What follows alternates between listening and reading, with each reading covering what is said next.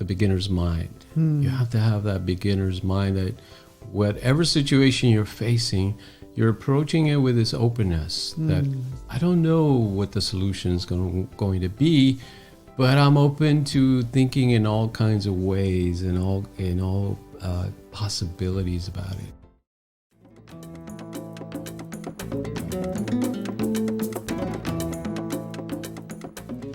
Hello, welcome to another episode of Soul Sessions with Creative Mind. I'm Deborah Maldonado. I'm here with Dr. Rob Maldonado. Great to be here. And we are introducing a new series, and it is called the Entrepreneurial Mindset Theory. We'll talk a lot about what it takes to have that entrepreneurial mindset, whether you are wanting to be an entrepreneur or just want to think like one, how important it is. And before we get started, I want to remind you to subscribe to our podcast if you haven't already.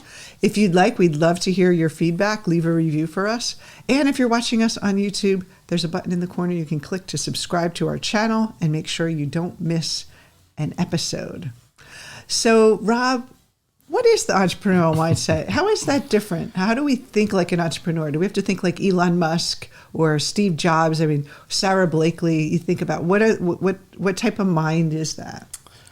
Yeah, it's an important topic, and especially now with the economies of the world the way they are, we all have to be entrepreneurs in a sense. That we all have to be able to take the reins of our financial freedom to some extent. Even if you're in the corporate world, we've worked with many people in the corporate world that benefit from understanding these principles. It's like an entrepreneurial mindset when you're in the corporate world. And even anywhere in life, when we, as you get to understand it a little more, you can see how this can apply to all areas of your life. So right now, we're in we've always been in a crazy time, no matter where you think about the different stages of humanity. But right now, with the technology and the way things are changing, it seems to speed up a little rapidly, all these changes. Yeah, certainly complexity has been increasing. Ambiguity, meaning uncertainty, as well as information overload. Oh, yes. Yeah. Thinking about how much, I remember the first time I got a smartphone and how I was like so excited to get emails on my phone. I didn't have to rush home and check my emails. I could check it anywhere I wanted to. And a friend of mine who had one said, you know, you're going to regret that because then you're going to be tied to it all the time. And so right now we can't even escape. There's people that go to bed with their phones. The first thing they wake up is checking their phones, and it's like an extension of them. And we're getting too much information, breaking news all the time, and friends telling you what's going on in their lives. And there's so many ways that we're being kind of bombarded with information and kind of addicted to that information. Yeah, like everything else, it depends on what you do with it. Obviously, you can become overwhelmed with these things, but they're also a great benefit if you know how to use them and you have the entrepreneurial mindset. Yes. So complexity, absolutely, it's a gradual evolution as we evolve socially. As societies grow and become more technologically savvy, they become more complex. In other words, to navigate that culture, to understand everything that's going on, requires kind of a deeper dive into understanding what is happening, what is going on, how do things change. Well, I remember when I first started communicating via text, and I didn't know all the shorthand and so you're learning a whole new language, and it's just not the traditional way we've learned to communicate. So there's all these nuances with email and text and video that we have to think about. So when we think about the entrepreneurial mindset versus, would you say, the ordinary mindset or the default mindset, how would you describe it?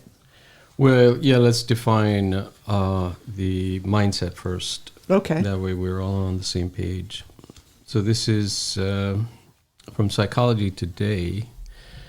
A mindset is a belief that orients the way we handle situations, the way we sort out what is going on, and what we should do. Our mindset helps us spot opportunities, but may also trap us in self-defeating cycles. So again, it depends on the mindset, right? We can have a limited, closed mindset, or that growth mindset of opportunity. I think of the limited mindset as more of a reactive mindset. We're not really consciously making decisions. We're just making decisions from our old assumptions from the past, and we're not even, it makes sense to us, but we're not really even aware they're making them. And so then what's the entrepreneurial mindset versus the fixed mindset? Well, let's say the ordinary mind, and we all begin with this mind. It's not like some of us are born with entrepreneurial mindset. And wow, that baby's an entrepreneur. It's building its own little blocks and starting its own little community. Yeah. I guess we could make an argument that children do have certain entrepreneurial qualities because of their playfulness and their creativity. But in general, the way we're talking about it, most of us, our ordinary mind is very geared towards simplicity, predictability, bias towards stability, and towards control. Some of us need more control than others, right? But it's always there. We prefer predictability. We prefer control. We prefer to know what things are about and how they're going to play out, instead of that creative mind of probability, right? That there are or possibility. You're kind of like you're okay in the void. You're okay. Almost like you thrive in the void, like an entrepreneurial, right? You thrive in the non-fixed reality. This kind of innovation, creativity. Some of the things that kind of are associated with the entrepreneurial mindset.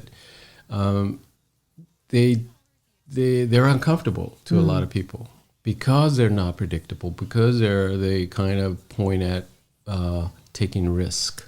Well, wouldn't you say there's some people, and I know there's probably a psychological term for this, but people that are more mechanical, like they need to know A to B to C, like tell me every step I need to take, where an entrepreneur doesn't necessarily need to know how. They try to they're more like, don't want the step-by-step. They want to figure it out by themselves, or they want to create their own steps. Yeah, I'd say that's a personality trait. There are people that are more risk averse, meaning that they'll avoid risk at all costs, and therefore they're not really suited for an entrepreneurial mindset because risk is inherent in becoming an entrepreneur. Now, it's not a reckless risk. A lot of people misinterpret that. They think, oh, you're like a gambler of some kind. No, it's not that. It's calculated risk, but it's still a risk. And a lot of people think, oh, being in the corporate world is a sure thing. And we know that's not true either. There's risk in that too. Well, during the pandemic, lots of people in the service industry, airline industry, hotel industry, they thought, they had a steady job and went away overnight and cutbacks. And so you never know. I was a person who was laid off from a corporate job. And so it's a false sense of security. But it doesn't mean that you always have to become an entrepreneur. You can actually use that entrepreneurial mindset. And I think of it, it's more of being willing to look at things in a less rigid way, in a less like the unpredictability. And you had told me earlier about a research study they did about ambiguity and how that really affects people. And so this is basically how we're programmed from deep in the past evolutionary theory, right? Yeah, so if we look at research into learning, one of the things that we are adverse to is ambiguity. So there's a a very simple research experiment that it's probably more in most introduction to experimental research or experimental psychology. So they have a monkey. I think they call it the executive monkey experiment. They have a monkey who is shown a circle and given sweet water, a treat, when the circle appears. And then they would show him a square, and a mild shock would happen when they showed him the square. So monkeys are pretty good at kind of learning very quickly. So very quickly he learned, when the circle appears, I'm going to get a treat. When he knows what to expect. When the square appears, I'm going to get a mild shock. No big deal. But then they started creating these kind of mixtures of a square and a circle to where it was hard to discern what the image was, whether it was a square or a circle, because it was a blend of the two. And the executive monkey would become very stressed. The cortisol levels would go through the roof, very anxious. That's a good sign of stress, right? Meaning we biologically are adverse to not knowing what's coming next. And we it's need to know. Deeply rooted in our biology, and that's why most people find it very uncomfortable to be entrepreneurs, because it's hard to predict how things are going to play out. Well, I wonder, when you're saying that, it makes me think of public speaking, how most people would rather be in the casket than give the eulogy, that idea that we're terrified of public speaking because we don't know how the audience is going to react or respond, or how we're going to perform. And all the attention's on you, so that I could see that being this ambiguous, like, risk to put yourself out there and to be, they're going to shoot arrows at me. And I guess that comes from that early man experience, early human experience of wanting to plan for survival. And so all of us have grown up, most of us have grown up in a household where that is in place. We want to know if we're going to get punished, right? Even kids that get punished, if it's expected, it seems okay if the rules are clear. But if it's ambiguous, you had said that children get really anxious if sometimes the parent is happy and sometimes the parent is sad, and they don't know what to expect. So this lack of certainty feeds anxiety. Yeah, and so a lot of it has to do with how you manage that anxiety. Are you able to override it, or do you lose control when it shows up? And some people have better skills at that, or they've learned how to manage their anxiety, where others don't have any tools on how to manage anxiety. And so someone who with a fixed mindset would be less averse to that ambiguity, and then someone who's more willing to take a risk or being in that unknown is that entrepreneurial mindset. And that can apply to any part of life, where entering a new relationship can be an unknown, going out and dating again, or being thin after being overweight for a long period of time. It's why we stay in those same patterns, because we are built our life on those expectations, and we want to stay in that fixed way because it's terrifying, the unknown, to most people. Yeah, the question would then become, can someone learn these skills, these entrepreneurial mind skills? And the answer, of course, is yes, you can cultivate these skills. Obviously, if we couldn't, there would be very few entrepreneurs. But we know there's a lot of entrepreneurs, and every day more and more people become business owners and entrepreneurs, because it's also a great way to work. You have a vision. You have you're in charge of your own time, your own resources, and you're able to do what you love versus do something for money and a paycheck. Yeah. But also, I think that there's a downside to being in that rigid expectation only, ordinary mindset, because you see so many people that golden handcuffs tied to that job, but there's because they are so attached to that. I need to have that, live in that expectation. But there's another part of them that craves that ambiguity, that craves something new, and there's a conflict between them. It's like almost as if we were supposed to be creative in our life, and that our conditioned survival mind wants to keep us. And so we have two fighting forces within our mind. Yeah, of course, and not all jobs are the same. Some corporate jobs are very kind of boring, restrictive, monotonous, etc. And there's no opportunity for growth and creativity, whereas other positions are all about growth, creativity, challenging yourself to create better systems, better ways of working, all these things. So it depends a lot on the company culture. Well, I think it's if you work in a startup, back in the day in the 90s, I worked in a lot of internet startups when the internet was in the Wild West.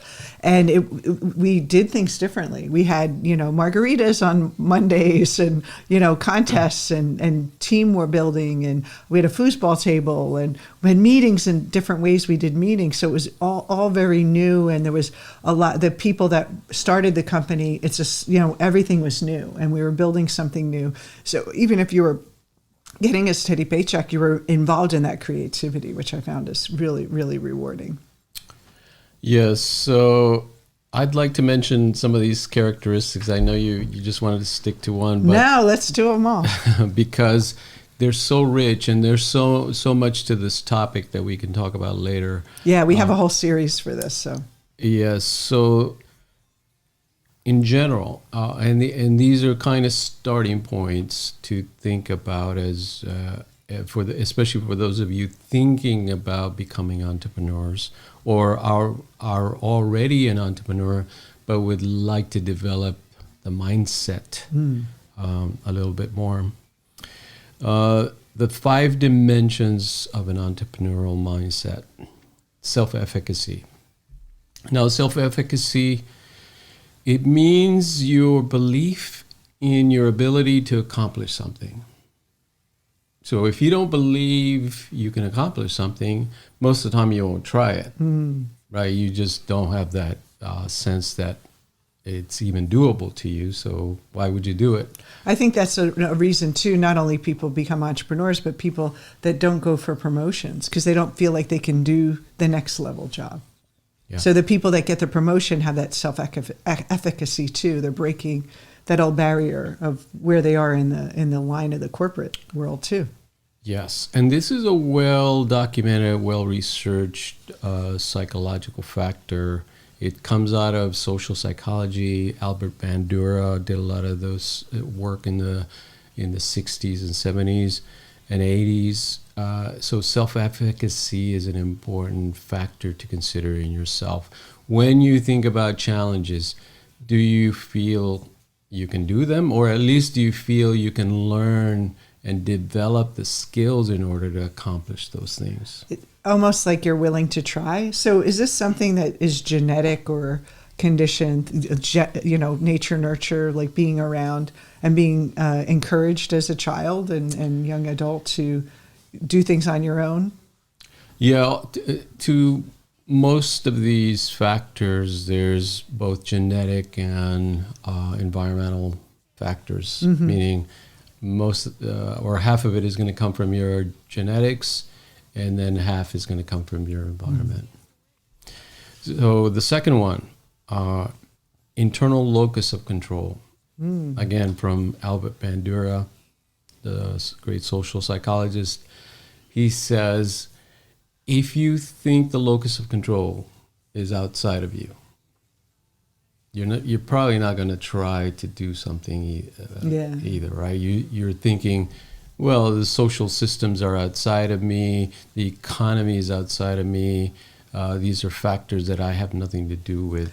That idea that if you don't have a locus of control, you feel that success is about luck and chance. Could be, yes. That would be. That you don't have any control over your destiny. I wasn't born into the right family, the right social class, right country, et cetera, et cetera. The external is given a lot more weight than the internal. Internal locus of control says, hey, I can try, I can develop, I can learn, I can find new ways of doing it, find contacts, et cetera, et cetera. In other words, where is the control? It's within you, within the individual. So if you have that, you're more likely to be a successful entrepreneur.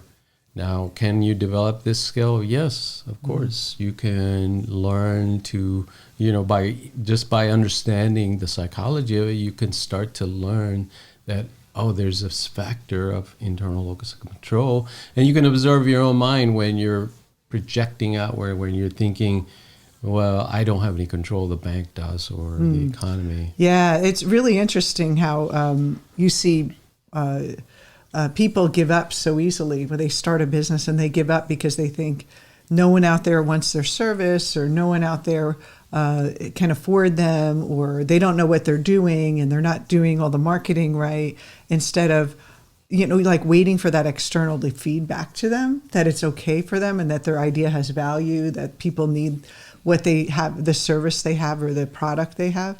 And this is about, I'm controlling it, and I know that the outside is reflecting my inside. Yeah. The third one is intrinsic motivation. I love this. And you can see they're all kind of related. They're all talking about the same thing. Where is your motivation coming from? Where are your ideas centered? Do you see them as luck, as coming from external circumstances? Or do you see them as you having some power, some agency in the matter? So intrinsic motivation simply means if you're motivated by external things like money, success, or praise by others. That quick fix, you want to know right away whether something's working. Like you're only motivated if things work out there, like you're getting evidence out there, versus motivated regardless of the outcome, and you're still... Well, intrinsic motivation would mean there's a value to you intrinsically, meaning it's valuable Just the action, to you yeah. for whatever reason it is. It's important to you. Whereas an external reward, meaning you're doing it for the bonus, you're doing it for the money, you're doing it for the acclaim, for the praise, et cetera, et cetera. In other words, the motivation is outside of you. Again, like the locus of control, it's outside, meaning you're giving power to external circumstances to dictate to you how you're going to behave. Well, it's like if you're a coach and you're saying, I only feel good about my coaching when my clients tell me they're getting good results, or they're telling me I'm good, versus intrinsically, that you're doing your duty. This is what you should be doing. It's a different motivation. It's your ego gets out of the way, and you're just really able to be present with the other person. So can we develop intrinsic motivation? Absolutely. Think about what you value, what you love, why you would do things instead of having some reward at the end of the day. Well, if you didn't get paid for it, would you still do this? And that's the secret question. And no one told you were doing it right, and you just were doing it because you loved it. That's the key, right? The reward is in doing it itself. Number 4 would be resiliency. So resiliency, I just think about it as the ability to bounce back, because we know life is going to throw us some curveballs, things we don't anticipate, we can't anticipate. We can't control in some ways. that are going to knock us on our arse, as the Brits would say, because that's life. And business is just the same way. It's just an extension of life. It's going to throw some curveballs at you. If you do not have the resiliency to stick to it, to get back up and try it again, you're going to quit. You're not going to be a successful entrepreneur. You're going to be one of those statistics. And so, can we cultivate resiliency? Yes, absolutely.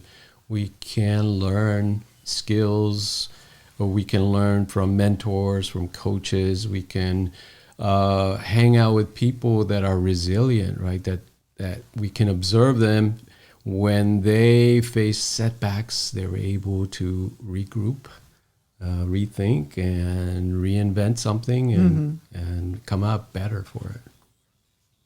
I like resiliency too because it's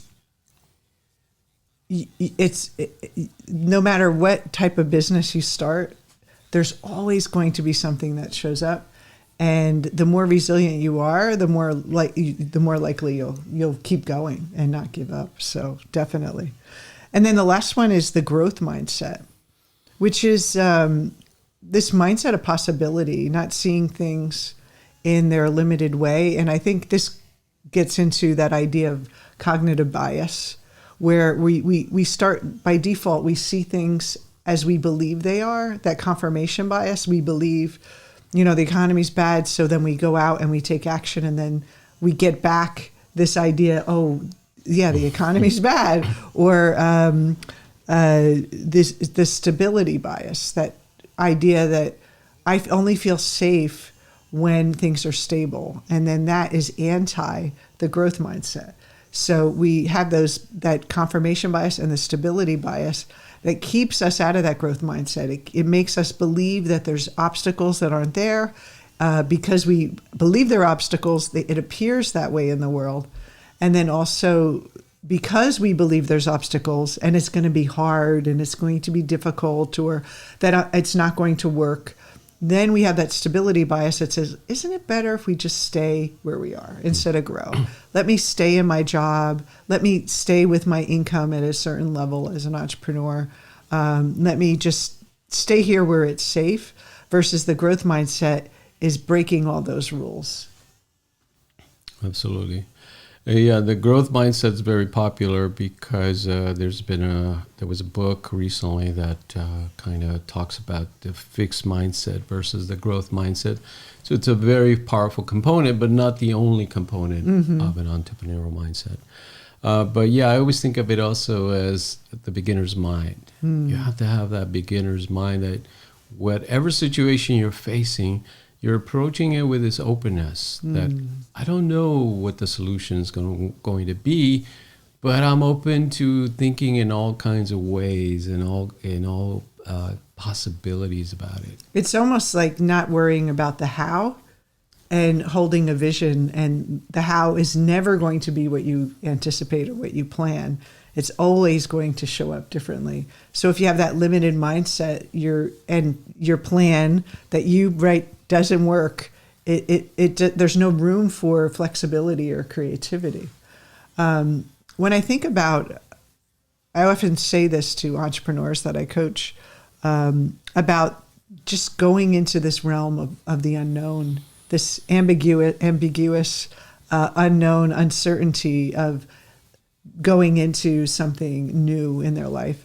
It's like, imagine that there's a cave, and I'm telling you that there's this amazing treasure in the back of the cave. The treasure contains everything you've ever wanted, all your biggest hopes and dreams, all the money you can ever have, all the love you can ever have, and this treasure is there waiting for you. The only caveat is that you have to go through this dark tunnel, and on your way there, I don't know what's in that tunnel. So you're going to have to go into this cave, this dark tunnel, and to get to that treasure. How many people, if you think about it, would be willing to go into that dark tunnel to face the unknown to get the treasure? Or are they thinking, the risk is too great, I don't need the treasure that bad, I'm going to stay where it's predictable, and I could, know, like, I'd rather know that I'm suffering than go into something unknown. And so if you think about that way, that is kind of the choice most people make when they start to step into the unknown, is this mystery that we're going into. And when you're living outside of your old conditioned patterns, that's what it's like. It's like stepping into a void, stepping into possibility and something new. But to the regular mind, it's very scary. Oh, one last research that I wanted to mention was the marshmallow Oh, yeah. experiment. So this was done in the 60s out of Stanford. Uh, the experiment was very simple. You bring in a kid and you sit them in front of a table with a marshmallow on it. And you tell them, if you wait until I come back in about 5-6 minutes, I'll give you 2 marshmallows instead of 1. Or you can eat that one, but you will only get that one. So it's delayed gratification. It's experimenting on delayed gratification. Is the individual child able to manage their impulse to eat the marshmallow and resist, right? Kind of delay their gratification, or are they not? Simple experiment. So sure enough, about half of them could delay. 50%? Wow. And half couldn't. And now the interesting thing about this is that these people then were followed for over 40 years. Wow. Over 40 years throughout their life, and periodically kind of assessed to see where they were at, what they were doing, all this stuff. So sure enough, the kids that were able to delay gratification and say, I'll wait until you come back so I can have 2, did a lot better than their SATs, a lot better grades in school. Of course, if you can delay having fun, right, and do your homework, you're going to do better in school. A lot better in jobs, because once you finish school, then it's that domino effect. Of course, you got a better degree, so you can hold out for better positions, better jobs. Relationships too. People can be very impulsive in relationships versus stepping back and waiting for the right person versus taking the next person that comes along. Yes, and interestingly, better health outcomes. Oh, well, because of eating, right? You have better impulse control? Better impulse control, better eating habits, drinking, drugs, less addiction than the kids who couldn't delay their gratification. And so that's important as an entrepreneur, because when you have a regular job, you get the paycheck, you expect it comes every week. And when you're not, that paycheck may be delayed. And are you still going to work if you don't get the paycheck on Friday? Are you still going to invest in your business, invest in your time, invest in your vision? Or are you going to just need that immediate, I need to have the money in today, or this isn't for me? Some people can't, they need that security from the external, where other people, like, I know I'm building something, so I'm going to be patient. Is that what this is teaching? Well, yeah, I would say there's probably both kinds of people in entrepreneurship. There are some that are a little bit more risk taking, and others that are more risk adverse or may appear risk adverse. In other words, they're more careful with their money and invest and wait longer for the payback and all that. But in general, I would say if you're able to have that long-term vision and invest in yourself, invest time, energy, effort into something, knowing that the payoff is in the future, you're going to do a lot better than if you want the rewards right away, right? If you want instant gratification. And I see so many people with such great gifts. And when I first started, I hung around a lot of, entrepreneurial people, and how easily they gave up. And I don't know what it was about me. My friend gave me a book my first year before I met you, and it was called Unstoppable, this book. And she's like, when I think of unstoppable, I think of you, Debbie. And that's kind of how you have to be, is that nothing can stop you, that you're going to keep going, you're going to keep believing in that dream. And it has to be something you really care about too. I think that's really important. You can't just, I want to be an entrepreneur so I can retire and be a billionaire one day. I mean, I guess that is satisfying and that is motivating, but I think it doesn't really eventually satisfy your soul. It'll never fully complete you. like doing something that you feel that you're giving Yeah. back to the world and that you're meant to do this, you're meant to share something. It's the most rewarding thing, I think, is creating something that's never been created before. It's so exciting. It's like art in a way. You're bringing this art or a book or a picture or an art piece into the world, a song that's never been heard before. It's just a beautiful part of being human, that we're naturally, part of us is creative and we can activate that. And that, would you say that creativity would also be a dimension of the entrepreneurial mindset? Oh, absolutely. Absolutely. Yeah, so the bad news is our natural mind is not entrepreneurial if we let it go. If we never do anything with it, we tend towards stability, predictability, all that stuff. And the cognitive bias of it's just the way it is. Yes, and then we're social beings, so we tend to want to go along with our friends and our classmates and all that stuff. And most people are not entrepreneurs, so the likelihood of us being an entrepreneur is very low if we never encounter people that are doing it as well. And then we also hit adversity when we do, because your family and friends are like, what are you doing? Yeah. You have a steady job. Why are you risking it all for this crazy idea? It doesn't seem rational to everyone around you. That's right. The good news is we know there's research now. There's actually an entrepreneurial mindset theory. We know that these skills can be developed, that if you don't have these skills, you can acquire them, you can learn them and practice them and become a better entrepreneur. And so that there is a science to it. It's not just luck, like most people believe, that, this person just got lucky and they made a million or 10 million with their business. No, there's a science to it. They worked at it and they practiced some of these attributes that we were talking about. And we'll be talking more about them throughout the series because it's such an important topic. People need to understand it. Even if you're not going to start your own business, it's good for you to understand how the mind works in relationship to success, money, entrepreneurship. And just having a more expansive, extraordinary life. So next week, we'll talk about how entrepreneurs can uncover opportunities. So how do you, if you are an entrepreneur or if you want in the corporate world and you want to have an entrepreneurial mindset, like how do you see opportunities before they show up, and how to recognize them and how to be open to new opportunities and create them in your business and your life. So thank you, everyone, for joining us. Great topic today, Rob. Very good job.